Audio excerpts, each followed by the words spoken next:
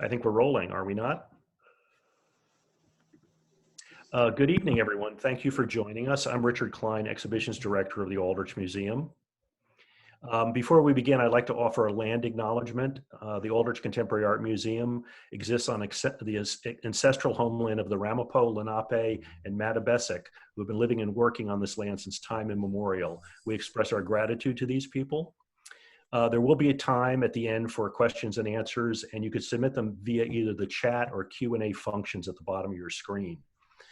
I'm quite envious of Hugo. He's joining us from his home and studio in Tulum, Mexico, where he just returned from New York City on Tuesday. And what you're looking at is actually the exterior of Hugo's studio, which he designed and built himself and has been residing in a little bit over a year now.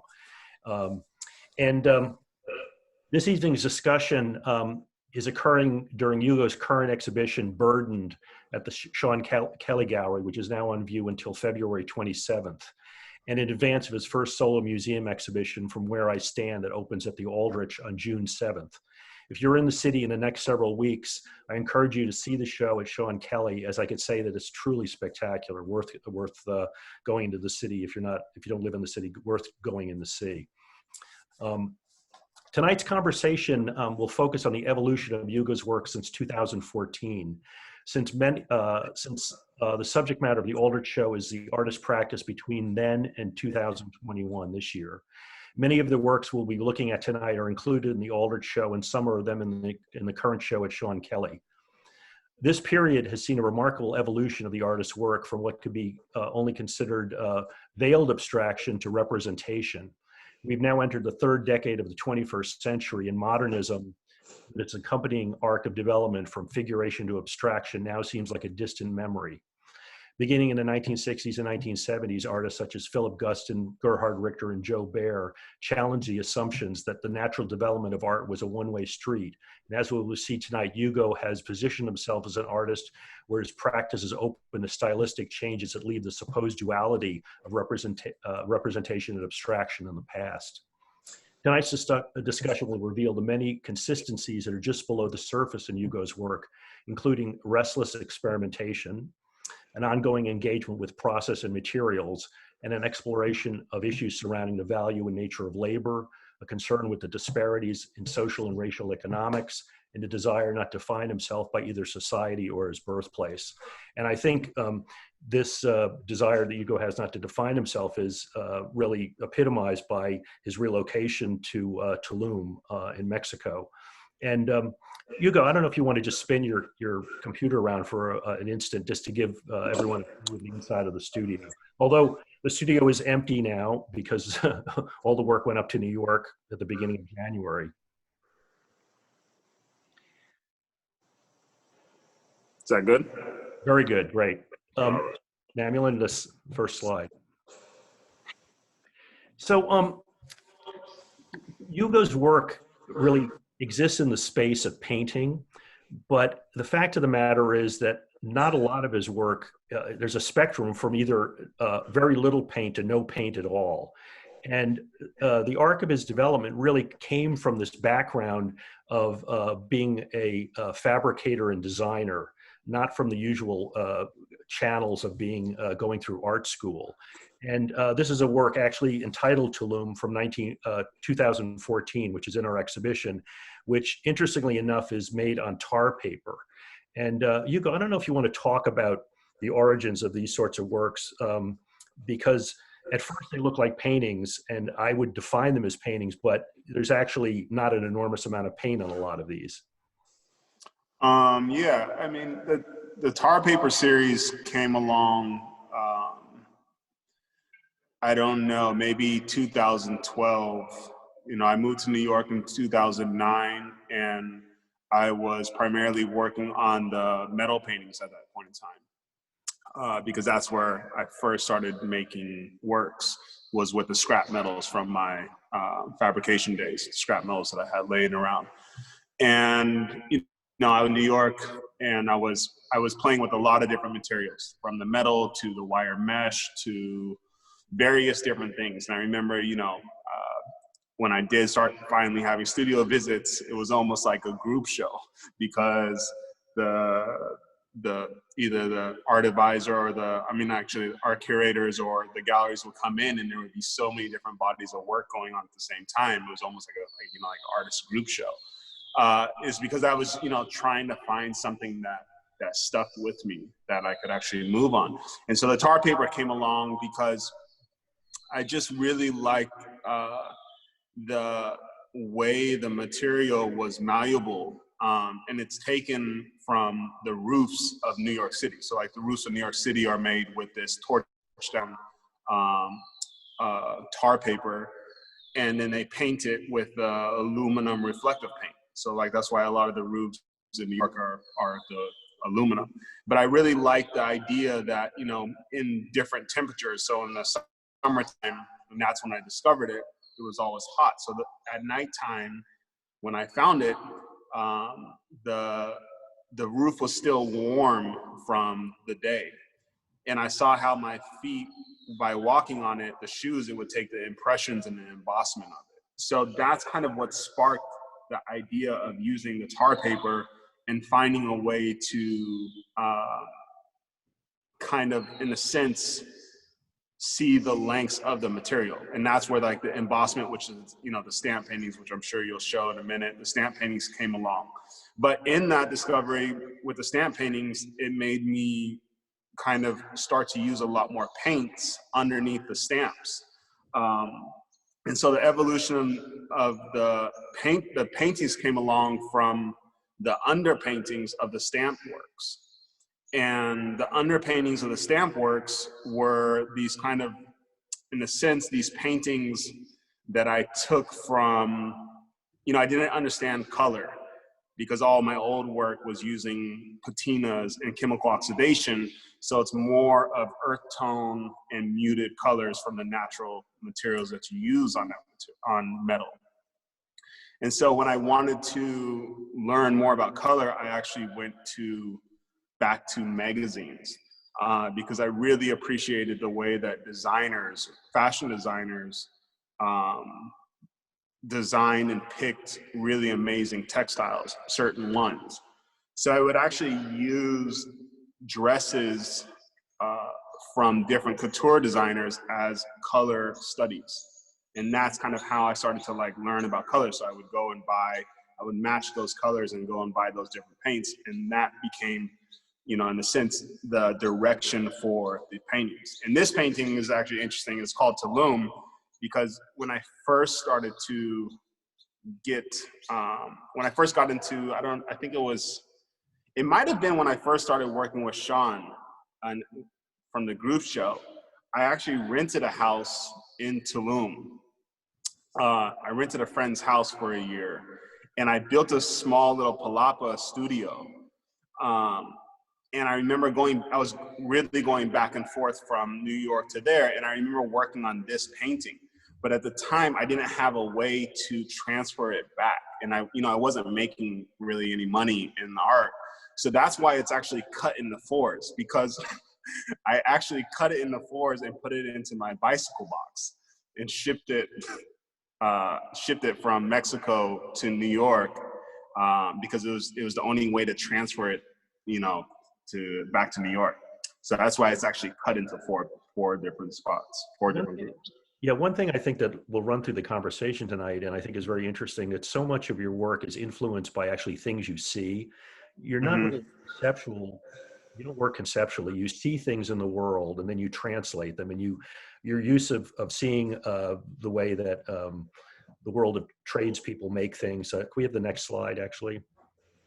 I mean, this is not Hugo, but I wanted to put this in just to make, kind of drive home the point that Hugo went out on his roof in New York City and saw what happened to hot tar and how tar could take an impression. And also the fact that because, you're not you didn't go to art school, you're self-taught in a sense, you were, a designer and fabricator. You come at this from a very different angle, making art, from the direction of being a maker. And I think, the palette of materials out there in the world that makers have access to are so different than the art world. Can we see the next slide too? Well, just to stop on that one piece, Yeah, go real back. quick, just on the tar painting. You know, when I pick a material, my first thought is not just this is an interesting material. It's more so, okay, I like this material and I need to find the lengths of this material in itself. So can you go back to the guys working on the roof? So all the tar paintings, I needed to find a way to, a surface to paint on. And I knew that the tar, especially when I started doing the stamp paintings, I knew that I couldn't stamp directly on the tar because it would gum up the wood block. So I needed to kind of create a barrier in between the tar paper and whatever surface I was painting on. And I didn't want to use a third-party material. So actually this liquid tar is what he's pouring on there is actually what I use in between. So the tar paintings are all made of 3 layers. You have the initial torch down rubberized tar roofing paper. And then I use this liquid tar actually as my adhesive that then binds the aluminum foil that I actually put down on top of that. And that becomes a surface that I actually paint on. So it's, you know, since it's like all of my works, everything is about this process and this combination of the materials and what are the lengths that I can actually push one material.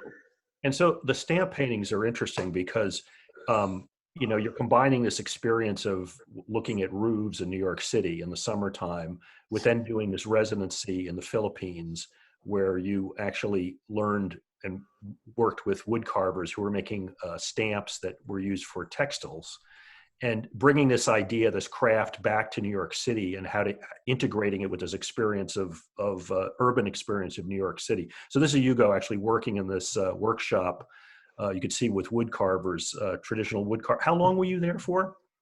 For 2.5 months. But can I actually tell the real story of this? Sure. And I'll need to correct you, but like, okay, so the reason why I went to the Philippines, and this was my mind frame, and it's still my mind frame, and kind of gives a reason to why as well, like I go into different materials. So this is after my first show with Sean Kelly, or actually, I think it was maybe the first show, or when I first started to introduce the stamp paintings. So I think they were introduced at art fairs and then at the project show that I did at Vladimir's. And you know, the very first blocks that I made, I hand carved myself when I first started making the stamp paintings. So it's, you know, a grueling process. And the problem with the blocks with the tar is that they only last for 2, maybe 3 if you're lucky paintings. And, you know, it's using one stamp over and over. So, you know, it takes several days to cut out a wood block. As the paintings became successful, and I saw that it was actually a promising body of work, I left the hands-on aspect of me carving the blocks. And I started to now give a pattern that I would draw to my friend who actually had a CNC machine. Let's see the next slide, because I think we have a close-up of the blocks, which have been CNC milled. Okay, no, wait. So that's not, this is, so he would CNC the blocks for me. Right. And the paintings were successful, but my mind frame was, I'm now being removed from the process to produce. And there was the moment that we were in where like production, it was how fast you could produce work because there were so many collectors trying to buy your work. And so it was like, now I'm giving a portion of the process to somebody else to do. So I saw myself starting to be removed from the process, and that was starting to bother me as an artist, because I feel these days that we're in, so many artists remove themselves from the hands-on aspects of creating. So the reason why I actually went to the Philippines to go through this process, because I could have took these designs and given this design that I created to my friend to CNC out, and I could have stayed in my studio in New York and just made the paintings for the show. But the reason why I actually went to the Philippines was because I wanted to experience, and that's what most of my bodies of work is about. It's about the process, the repetition process, and especially the stamp paintings is about repetition, the grueling aspect of doing the same thing over and over. And that's what I find interesting as well about labor and like people that do jobs that are menial, about doing the same thing over and over. So for 2.5 months, I think it was 293 wood blocks, and we could only carve a certain amount of blocks a day. So for every day, those of the last picture that you just showed of those wood blocks, every day, all we did, can you show the picture of me carving again with the guys? So for every day for 2.5 months, we sat here and we carved blocks, because I wanted the experience of just literally the repetition of doing something over and over again. And as you see, we're using traditional hand carving tools. So for me, it was important as an artist to get my hands back into the actual process, because what I find interesting is not the perfection of what a CNC machine can do. It's about those little mistakes that I make when I lose attention carving the wood block. That's what I think art is. It's about the mistakes, not about the perfection. So let's go to the painting, actually, the next slide. So then, that's why then these bodies of work are created from that. But so that's the reason why I went to the Philippines. You could see from the surface what Hugo was describing of the tar being put down and then this aluminum foil being put on top and embossed. So you could see the actual aluminum and then paint applied on top of the aluminum foil. Let's go to the next slide. So this is a work interconnected from 2016, once again, and you can see the floral imagery coming through here. And I know, Hugo, you told me the story about taking floral imagery from discarded furniture you saw on the street in Bushwick near your studio. Yeah, so, it was important for me as well when I figured out this process and created this process of making these paintings. I knew that it was very ornamental, and I think when I first started making them, some of the things that I would hear of people saying was, they're very decorative and ornamental. And yes, they are decorative and they are beautiful in the sense of that idea. But in a sense, my thought process has always been about using beauty and attractiveness to pull a person in to actually understand what the story that I'm creating, and all my work up to now has been an abstraction of a real story. So the images, instead of just sourcing decorative images from ornamental books or what other people have created, I needed to find something that was real to me in my experience, whether it was from my travels or not. But most of my paintings from the block print series are taken from photographs of discarded furniture mostly around New York City.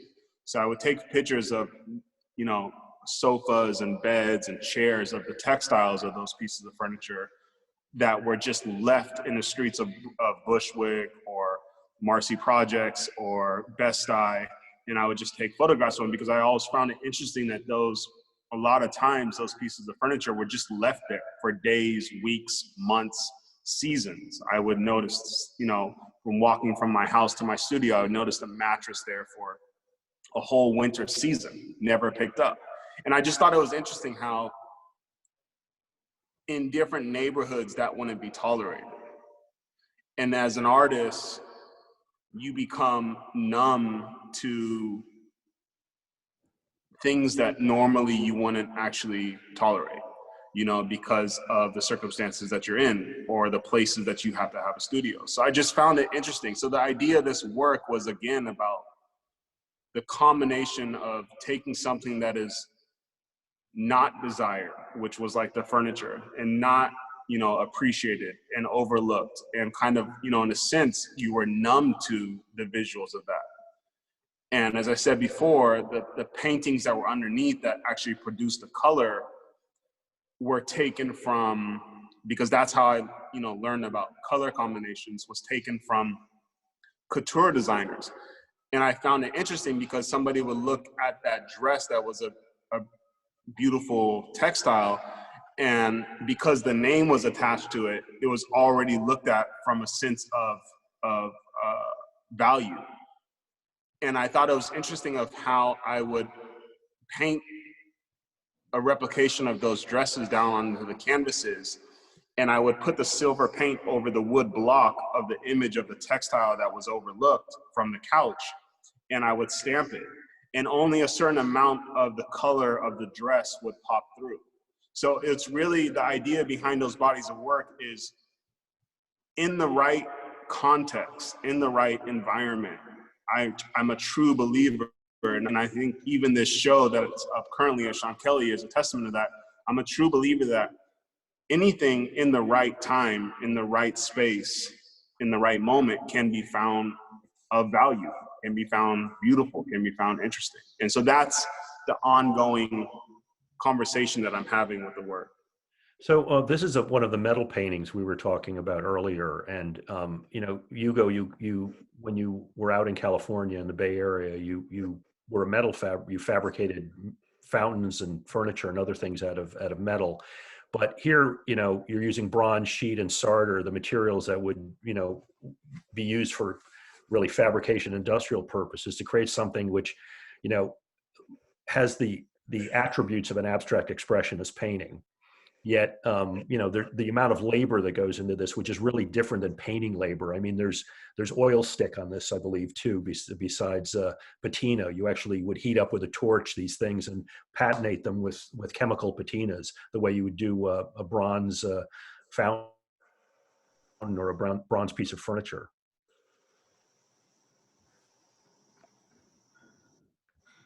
Can you hear me? You... Can you hear me? Yeah, now you're back. Okay, I'm sorry. sorry. I'm sorry about that. What was the question? No, just talking about this process of making things that are, you know, look like paintings but are out of bronze sheet that are involved solder and patination. So when I came back to the metal work, you know, when I first came back to it for another show that I did, actually with Sean Kelly, but this was a show that we did in Brooklyn. It was actually it was difficult for me to come back to the metal works. And I think for me personally, it was difficult because I was doing the metal works a long time ago. And I remember having so many studio visits from gallerists and from different people. And it was kind of like, you know, just kind of like this, not even looked at. And so there may have been ego, who knows what it was, but it was like, I don't know if I want to do it. But at the same time, when I was ready to come back to it, I knew I needed to approach it from a different direction because the older metal paintings were a collage of all my scrap material. And it was a collage of all my scrap material because I was originally inspired from the shanty houses in South Africa when I was there. So that's how the paintings actually started. When I approached it this time, I approached it from a different space because I no longer had the scrap metal, and I also was in a different position as an artist where I could afford to buy new metal. And so one of the things with fabrication is that materials always come in sizes. Like if you buy plywood, it's always 4x8. Sometimes you can get 4x10, but it's always like spec sizes. The tar paper is spec sizes. And so metal was as well spec sizes, 4x8, 3x10. And I knew I wanted to create larger paintings. So just to give an idea, at first, you know, I had to join two pieces of metal here. And this is just my thought process of this, is that I knew no matter what, you would see the seam. No matter how clean I soldered it or welded it, you would still see a joining of metal. And I think this is when I just said, you know what, forget it. And so the strips came along with the solder strips that joins the metal because, again, my idea was, what are the lengths of this material? And I'm like, if I can use solder to join the metal, why don't I use the solder as paint? Because you're melting it and it's only wet, it's only liquid for a moment until it cools down. So these strips are kind of, in a sense, a representation of like this very spontaneous but quick gestures and movements, because it only stays liquid as long as you keep the torch on it. So it's like only for those split seconds can I move the material around to create kind of like this rhythm that the strip creates. And the rest is, you know, patinas and different materials. And of course, that also in roofing, that especially copper roofing, there's solder joints in roofing. So you're kind of looking. There's kind of a roofing reference here in a way too. Yeah, there's a reference. Well, there's a reference to fabrication, because in fabrication you're trying to make it as clean and as minimal as possible. So it's like I had to change my mind that I'm no longer fabricating anymore, and I don't need to make it clean or almost invisible. So let me actually let it actually play. That was like, let me let this material play as well.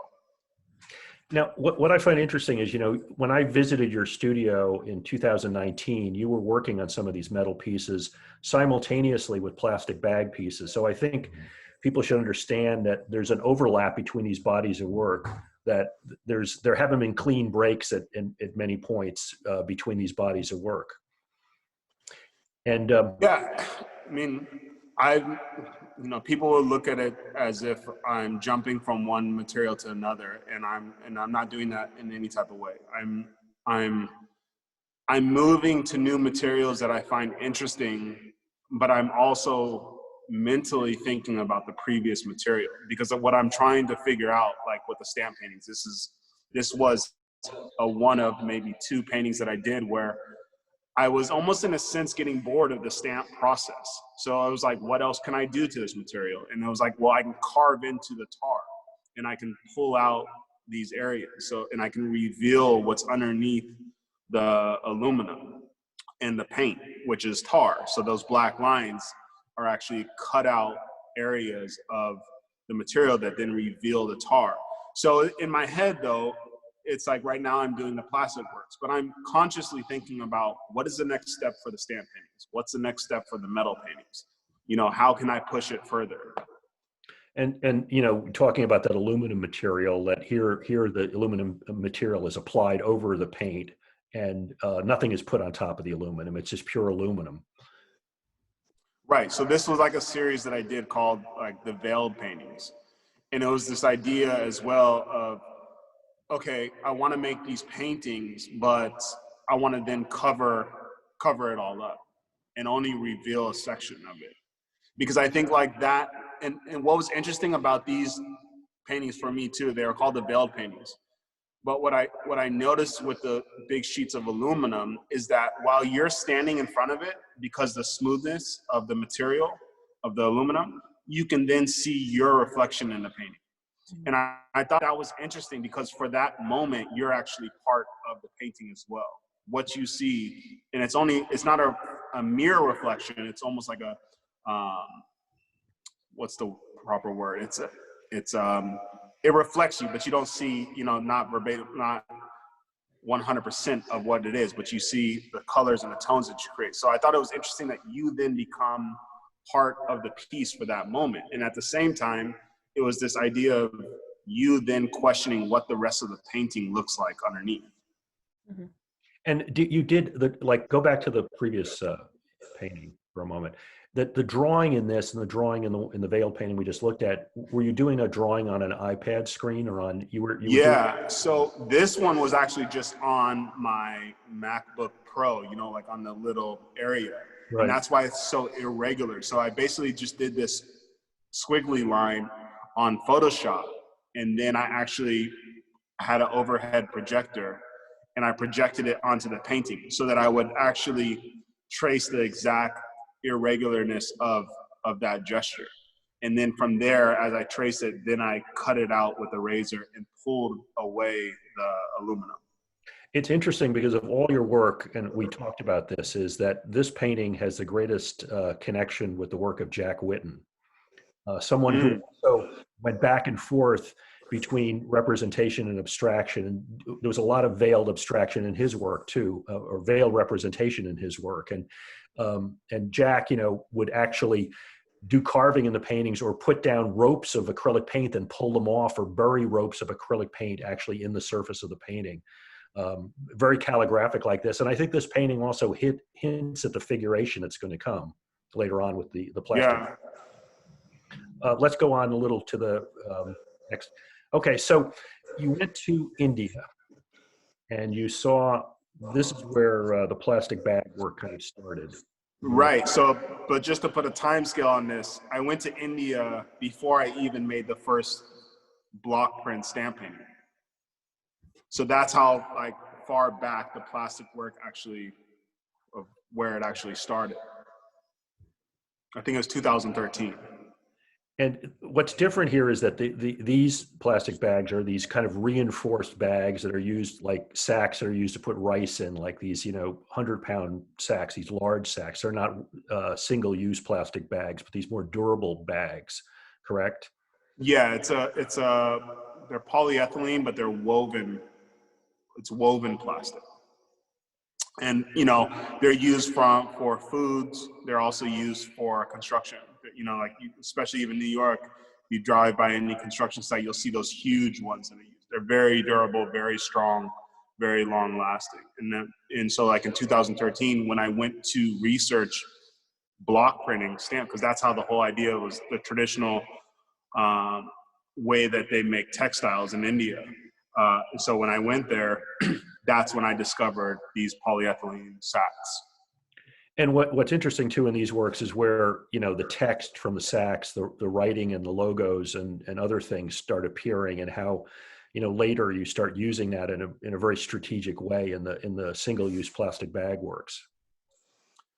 Yeah, I just, the idea when I first saw these bags and when I brought some back from India, I don't know how quickly after that, but pretty quickly after that, I think maybe because I came to Mexico, I then saw the bags here too, and I grabbed some from Mexico.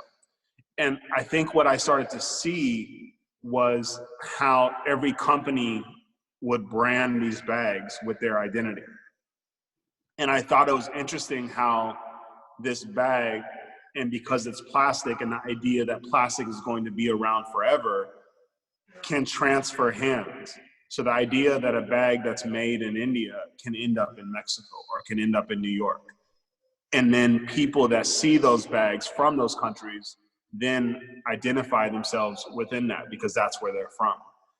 So that's kind of how the branding and throwing the branding and the logos or the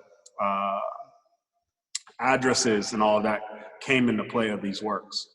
And so this photo was taken in your studio in 2019 when I was in Bushwick, and it was this pile of bags. But let's look at the next image, because on the wall right next to it were photographs, and I believe some of these photographs you took and some of you didn't take, correct? Or are these all? Yeah.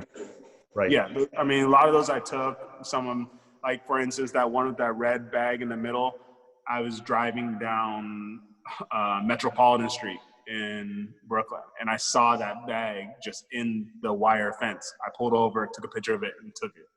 So, like once your eye as an artist, once your eye is onto something, you start to see it everywhere. It's like, if you want a certain type of car, all of a sudden you see that car everywhere.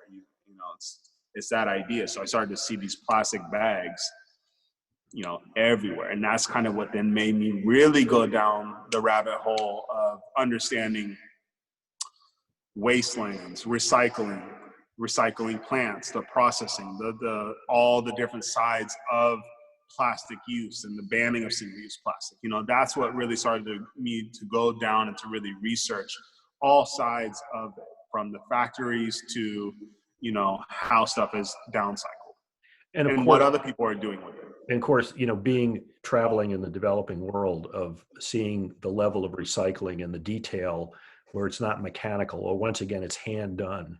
Mm-hmm. That I think, left an impression on you. Yeah, it was,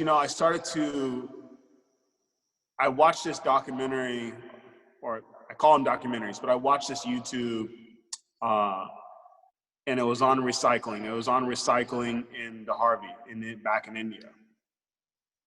And I remember previously watching one as well that was, I think, in Norway or somewhere like that, a Nordic country. And what was interesting is the difference in the two.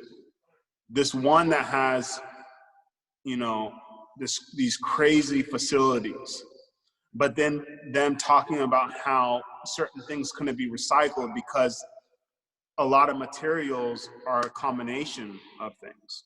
You know, a lot of tools, a lot of items are a combination of materials.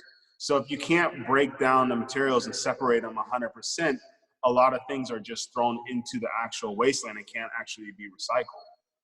However, in places like this, in like India, it's all manpower. And I remember watching one of this guy breaking down a Bic lighter. And a Bic lighter is, you know, several different little parts. But they have the manpower, and because they do it by hand, they'll separate that Bic lighter to every separated part. So they're recycling a little piece of metal, they're recycling this piece of plastic, they're recycling, you know, and it's all going into these separate bins. And I just really kind of found that fascinating in a sense of these two totally different dynamics of life, but the efficiency that they had with it. Let's see the next photo. So this is your studio. This was taken a year ago, actually, January of 2020, when I was down in Tulum. And you know, this argument of whether you're doing painting or not. We talked about this when I saw you last week, but so much modernism has so much been about direct painting, about paint just put right from the tube, right onto a brush, right onto the canvas, even starting, you know, with Impressionism in the 19th century, and how the way you're using plastic bags and the way you found that you could layer them is very akin to actually earlier techniques of painting, glazing, where artists would apply layers of transparent paint on top of one another, starting in the Renaissance, in Western painting at least, starting in the Renaissance to build up color. And you've come to this technique through the back door. And this is a color chart of sorts that Hugo has in his studio of a spectrum of showing the color bags and what happens when one bag is put on top of another bag. Well, you know, when I started to see all the different colors that were available, especially after I visited one of the plastic manufacturers here in Mexico, because they produce the most beautiful colors, this is just a sample of them.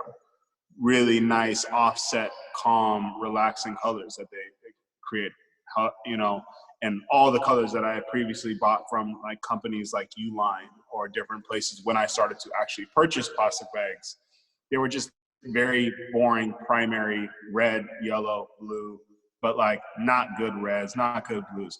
So when I started to see this, I just started to see the beauty in all the different colors. And then it was, you know, in a sense, well, because I knew the nature of the material, and I also knew the restrictions of the material, meaning I could try to go for a specific tone or color, but if I don't get it on that first shot, there's no taking it off and starting it over like you do with paint. Next slide to see actual.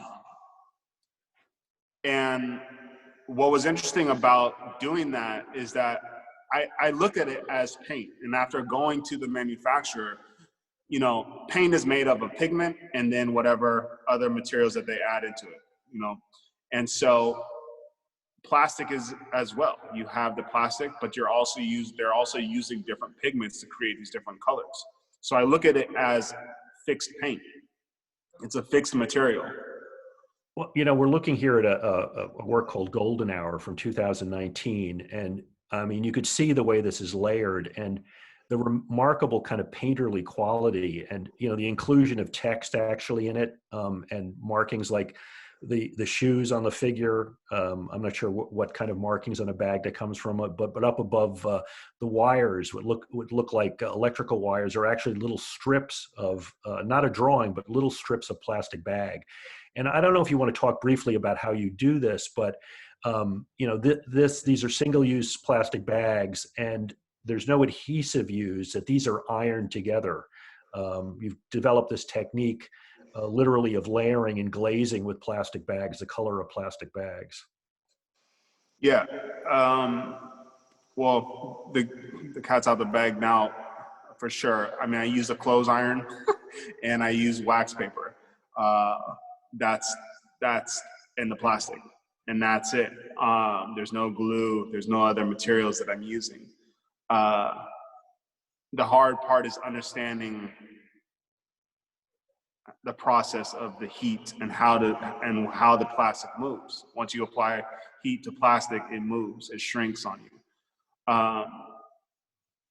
So this is, even though this was 2019, obviously you can see a world of difference in the execution of the works compared to now.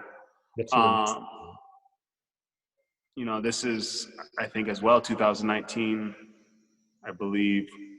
But they just, you know, you start to learn. And my thing is, you know, continually trying to understand the material more and more to see what the lengths of the material is. And this you know, change from veiled abstraction to figuration, where with the abstraction, the labor was your labor.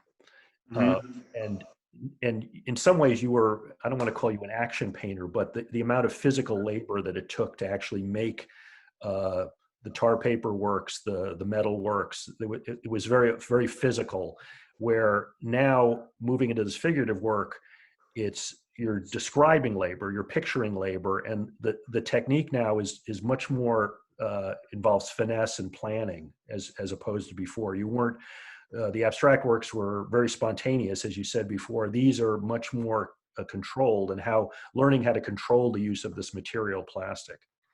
Yeah, it's 100% understanding what you're doing before you do it.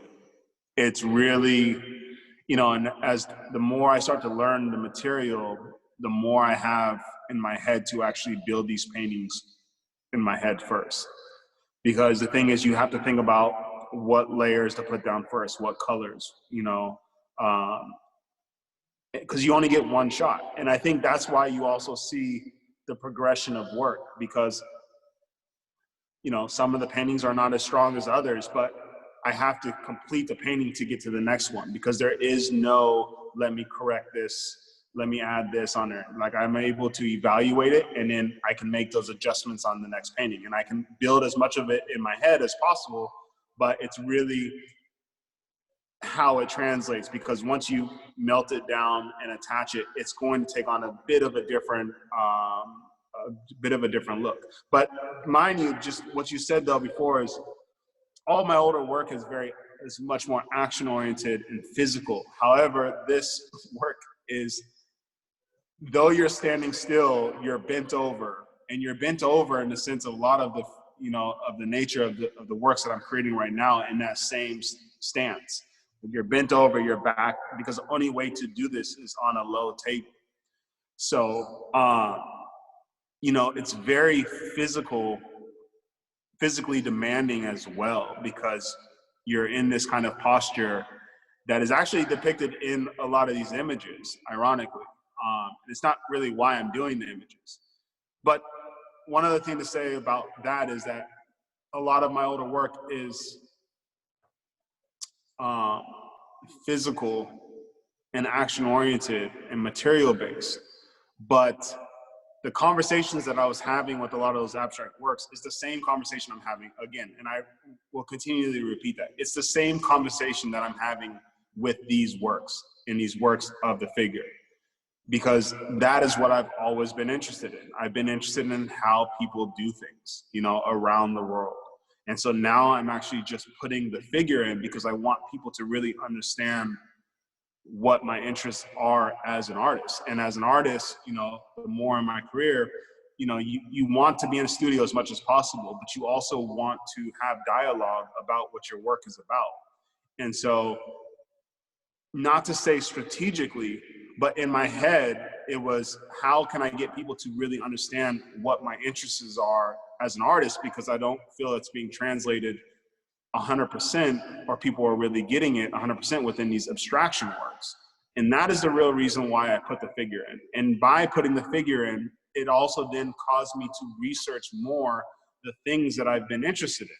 And the things that I'm interested in is how people do things, how people work around the world, how people make do with what they have and still get the job done, still survive, still, you know, make it happen for themselves and for their families. And that is what my true inspirations come from.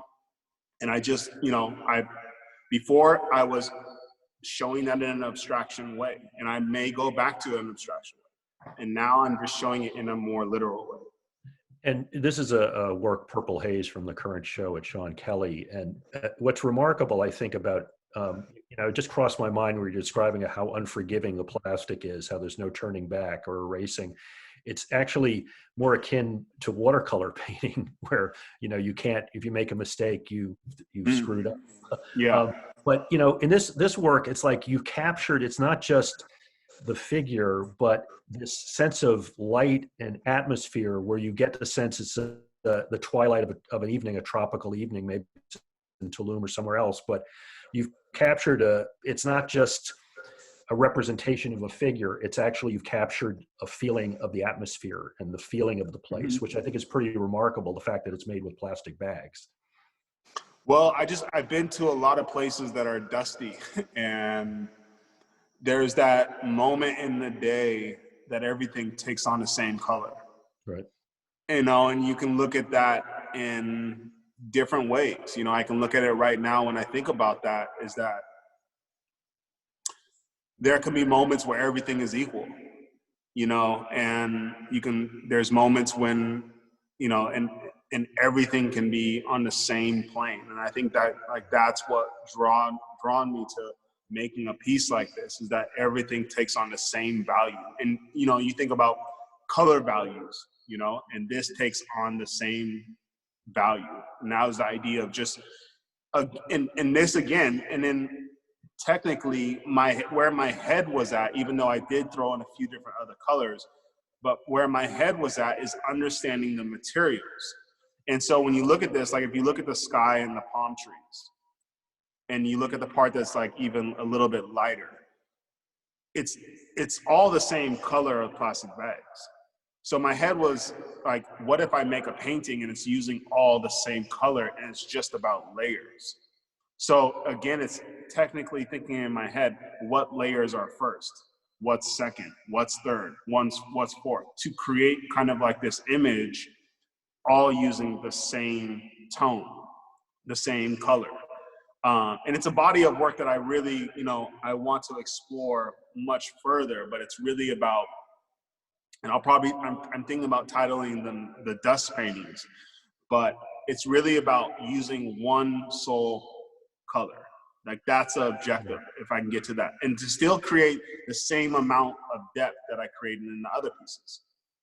So this is a detail of that, and you could see that there's a painterly quality to this material, which and the surface of it is just absolutely gorgeous, and the way that Hugo controls the way that these things kind of melt under the heat of the iron and start separating. The sheet of plastic starts separating, creating these ripples and patterns. Let's see the next slide. Yep. Yeah, so it's really, there's three major paintings in the show at Sean's, which are quite different. And what I find fascinating about this, obviously there is a raft of refugees, but you're depicting these people fleeing, and they're actually it's made out of plastic, but they're in and of themselves, they're actually afloat in a giant plastic bag. It's true. Yeah. This body of work The Migrant was something I was awarded being part of Unlimited in Basel, Switzerland, of the first Basel, I guess, when COVID hit, that was canceled. And the proposal was to do this piece that was on migrants, that was a representation of, or a conversation between the migrants and the painting of Wrath of Medusa. And so, because of COVID and everything else, that got put on hold, and it was something I was still exploring.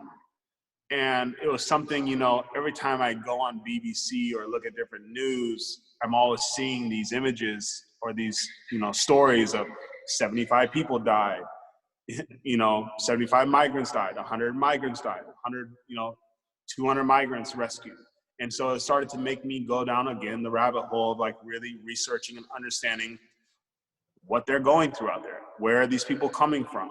You know, because they're not just coming from Libya. They're coming from all different parts of Africa, even coming from Pakistan. And then they're traveling through Africa to take this voyage. And it was just this idea of survival, and also, you know, the idea of survival and the beauty of that, the beauty of these people being willing to do something that will most likely end their life. And that is, you know, just to give an understanding of this, the reason why their skin is the same color as the water, which is in all three of the pieces, was to kind of represent the way that I feel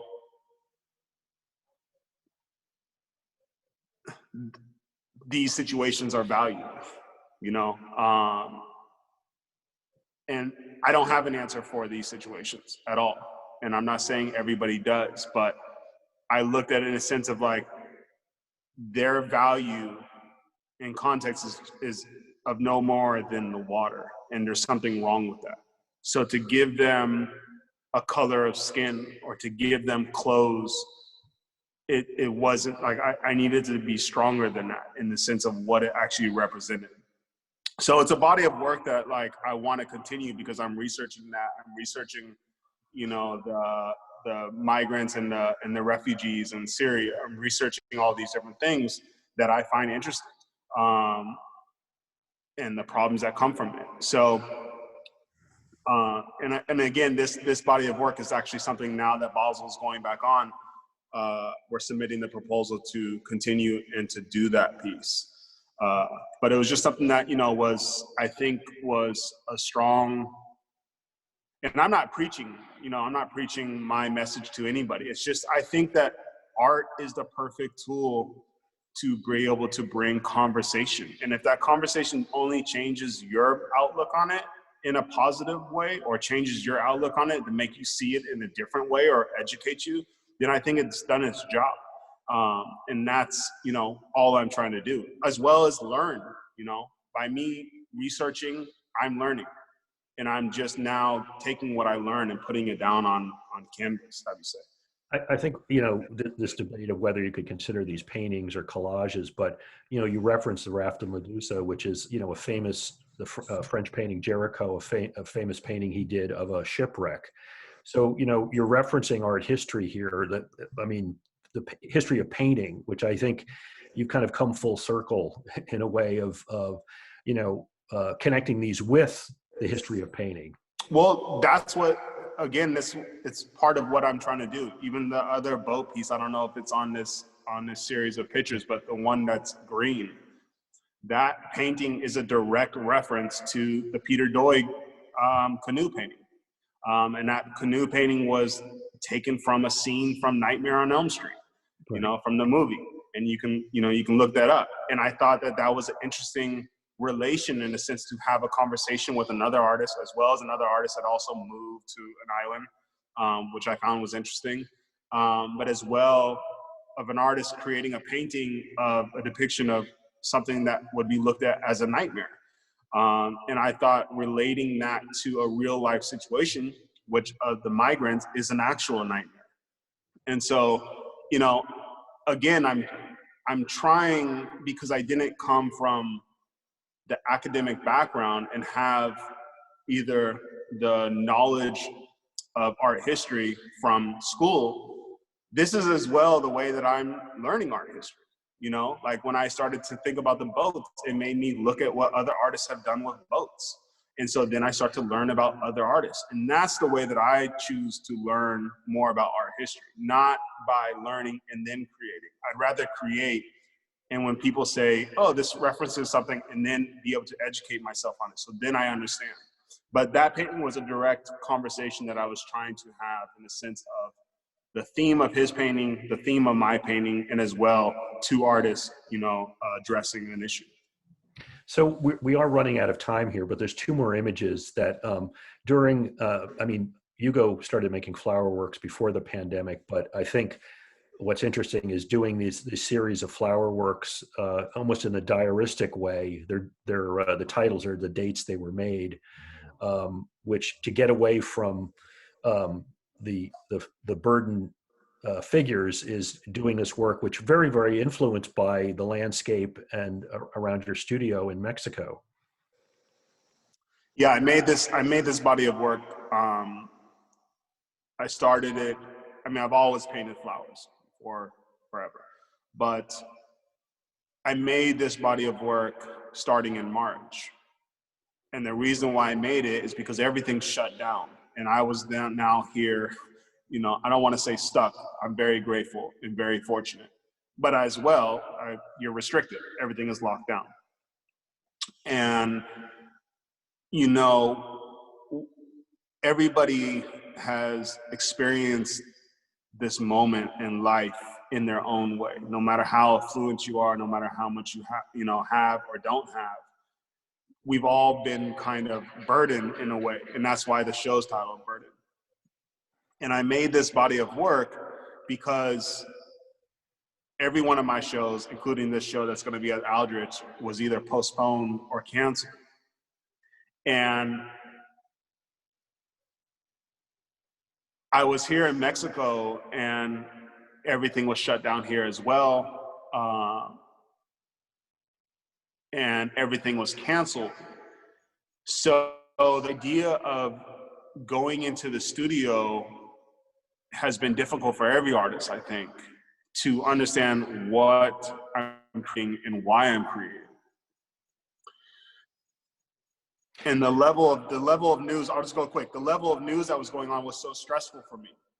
And I needed to create something that was quick, in a sense, that also documented the days that we were all going through this. So I started to kind of, in a sense, instead of making a written journal, I wanted to make a visual journal. And so these were photos that I took each day of something that was just light and easy on the head instead of the news that we were all taking in. And it was something that I could also actually execute in that moment. So it was easy for me to mentally discipline myself for those few hours to create this piece. And it was kind of like a therapy, like a daily therapy session, a daily journal to kind of document this moment. And the reason why the title is the date, because I feel that everybody, no matter what, can look at that date and understand where they were on that day, because this year, no one's ever going to forget. And I think that's the reason behind these journal pieces. So I put this slide in as the last slide. I think it's interesting. It's among all the flower works downstairs at Sean Kelly, but it's interesting you chose to do a vase or a container independent of the flowers. And I think, you know, thinking about how restless and experimental Hugo's practice is, and I was always looking forward. I wanted to end on this because it one of the plans for the future development of Hugo's studio is to put a ceramics studio in, actually. And here is a vessel kind of suggesting the future of what might happen, the experimentation that might go on in Tulum in your work. Well, the ceramic studio is a go-ahead. I've ordered the kiln, and we're moving forward with it. I'm moving forward. I'm moving forward with the plans of what Tulum and Mexico is supposed to be about. It was supposed to be able to create a level of freedom as an artist that I can actually explore, you know, all the ideas that I have, whether I present them or not. It's the idea of creating and not stopping, and that's, you know, the reason why I'm here. There's a question here. I'm looking at the questions now before we finish up, but I think you've kind of answered this. Curious to hear more about how audiences access the stories behind your work. How does the audience get behind your process, behind hearing you talk about it? And I think that's obviously it's more apparent in the plastic bag works that are representational in the abstract works, but there is a continuity between the two bodies of work, as we've seen this evening. Yeah, I think the stories of where my work, the whole reason with the plastic, or not the whole reason, but the vision for the future of the plastic, and the only reason why it hasn't started now is because of COVID. But the real vision of the plastic work and what I really find interesting is I love to travel, and the ability to actually go to all these different locations again and travel to new places.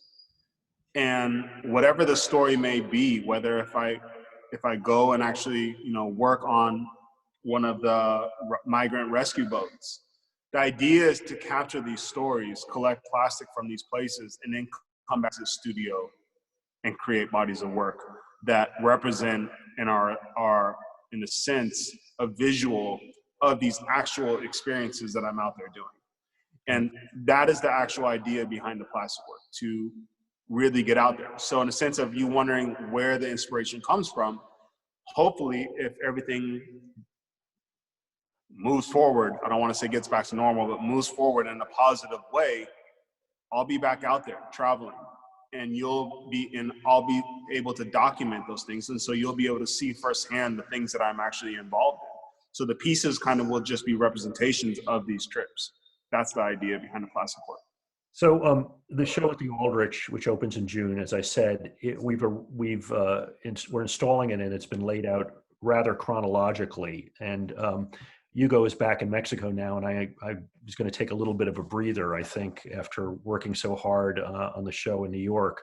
But there is going to be one or two new works coming out of Tulum that'll be coming up to the Aldrich for the show in June.